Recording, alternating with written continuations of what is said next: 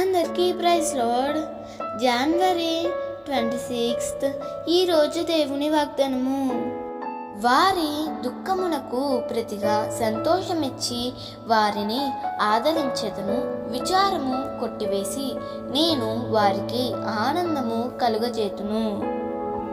ఇరిమ్యా 31:13 నీలో ఉన్న విచారమును, నీ దుఃఖమును, నీ హృదయంలో పడుతున్న వేదనను ఈ లోకంలో ఉన్న వారెవ్వరూ నిన్ను చూడకపోవచ్చు. ఒకవేళ చూసినా నీవు కారుస్తున్న కన్నీటిని వారి చేతులతో తుడవగలరు. అంతకు మించి నీకు ఎటువంటి సహాయం చేయలేరు. అయితే నీవు సేవిస్తున్న ప్రభువు నీవు కారుస్తున్న కన్నీటిని ఇక ఎన్నటికీ కార్చకుండా ఆపుటకు సమర్థుడు.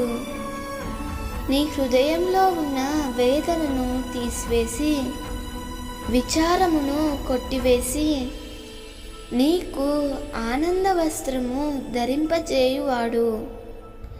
ఈరోజు నీకున్న కొద్ది స్థితిని బట్టి కృంగిపోక ప్రభువు మీద ఆధారపడి గొప్ప ఆనందమును అనుభవించు.